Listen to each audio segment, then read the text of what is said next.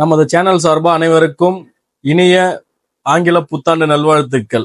இந்த 2024 வந்து கண்டிப்பா எல்லாருக்கும் ஒரு நீங்க என்னெல்லாம் நினைச்சீங்களோ அதெல்லாம் நடக்கணும் அப்படின்னு சொல்லிக்கிட்டு இன்னைக்கு வீடியோக்குள்ள போவோம். நம்ம சேனல்ல சில நாட்களாவே வந்து இந்த பைக் ஸ்டண்ட் சம்பந்தமா, பைக் ஸ்டண்டா இருந்தாலும் சரி, பைக் ரேஸா இருந்தாலும் சரி, பொதுமக்களுக்கு தொல்லை தர மாதிரி யாராவது வீடியோஸ் போட்டாங்க அப்படின்னா நம்ம அதை எடுத்து போட்டு பேசியிருக்கோம். பைக் ஸ்டண்ட்ன்றது இந்த வருஷம்னாச்சும் வந்து டிடிஎஃப் இருந்தாலும் சரி, அவரை சார்ந்த நபர்கள் அல்லது டிடிஎஃப் வந்து நமக்கு தெரிஞ்சது பைக் ரேஸ்னாலுமே இந்த மாதிரி டிடிஎஃப் தான்.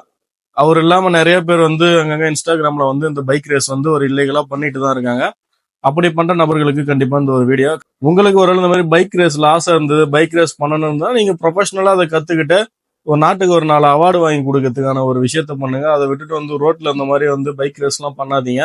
இந்த வருஷம்னாச்சும் வந்து இந்த பைக் ரேஸ் பண்ணிட்டு பைக் ஸ்டண்ட் பண்ணிட்டு வந்து யாரும் எஃப்ஐஆர் வாங்காம நல்லபடியா வந்து அவங்க லைஃபை பாருங்கன்றதுக்காக தான் இந்த ஒரு வீடியோ. இது நியூ இயர் ஸ்பெஷல்னு சொல்லலாம்.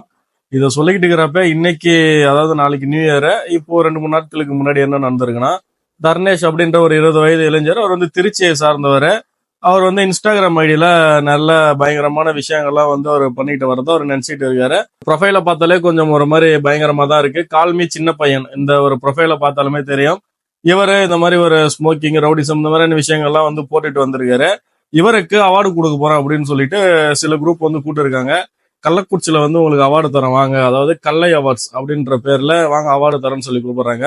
சரி, நம்மளால என்ன பண்றாரு, சரி போய் ஒரு அவார்டை வாங்கிட்டு வந்துடும் அப்படின்னு சொல்லிட்டு போற வழியில சும்மா போனன்ட்டு அங்க வீலிங் பண்ணிருக்காரு. இது மேம்பாலத்து மேல வீலிங் பண்ணிருக்காரு. கூட அவர் பைக்ல பண்ணலாம். அவரோட ஃப்ரெண்டு நிதிஷ்குமார் அப்படின்ற ஒரு பைக் வாங்கி பண்ணிருக்காரு. பைக்கு கொடுத்த நண்பர் மீதும் வந்து பாத்தீங்கன்னா எஃப்ஐஆர் போட்டாங்க. இவர் மீதும் எஃப்ஐஆர் போட்டாங்க. எஃப்ஐஆர் போட்டு இப்போ தர்ணேஷ் அவர்களை வந்து பாத்தீங்கன்னா சிறையில் அடைச்சிட்டாங்கன்றது தெரிஞ்சுங்க. நல்லபடியா அவார்ட்லாம் வாங்கிக்கின நியூ இயர் கொண்டாடலாம் அப்படின்ற ஒரு நபர் அவர் பண்ண இந்த பைக் சாகசத்தால இன்னைக்கு வந்து ஜெயில இருக்காருன்ற ஒரு விஷயத்த தெரிஞ்சுங்க. இதுக்கு முன்னாடி வந்து இந்த பைக் ஸ்டண்டை பொறுத்த வரைக்கும் இந்த 279, 337 இந்த மாதிரி ஏதாவது அடிபட்டுதுன்னா அதோட சில ப்ரொவிஷன்ஸ் மாறி வந்து அவங்கள பெயிலே வந்து ஸ்டேஷன் பெயில வந்து விட்டுட்டு இருந்தாங்க. இப்போ நம்ம தங்கம் வந்து பிரச்சனையில மாட்டிக்கிட்ட விஷயம் எல்லாருக்குமே தெரியும். அதுல இருந்து வந்து பாத்தீங்கன்னா இந்த 308 வந்து எல்லாருமே இன்வோக் பண்ணி தான் வந்து எஃப்ஐஆர் போடுறாங்க போலீஸ். அவங்கள வந்து சிறையில் அடைக்க ஸ்டார்ட் பண்ணிட்டாங்க. அதனால பைக் ஸ்டண்ட், இந்த பைக் ரேஸ் எல்லாம் வந்து தொலை கொடுக்குற மாதிரி பண்ணிருக்கிறது இதுக்கு முன்னாடி வந்து ஒரு சாதாரண விஷயமா எல்லாரும் எடுத்துட்டு இருந்தாலும் இப்போ வந்து அப்படி எடுத்துக்க முடியாது. காரணம் என்னன்னா 308 வந்து கண்டிப்பா விடாது இந்திய தண்டனை சட்டம். தூக்கி அவங்களை உள்ள வச்சிருவாங்க.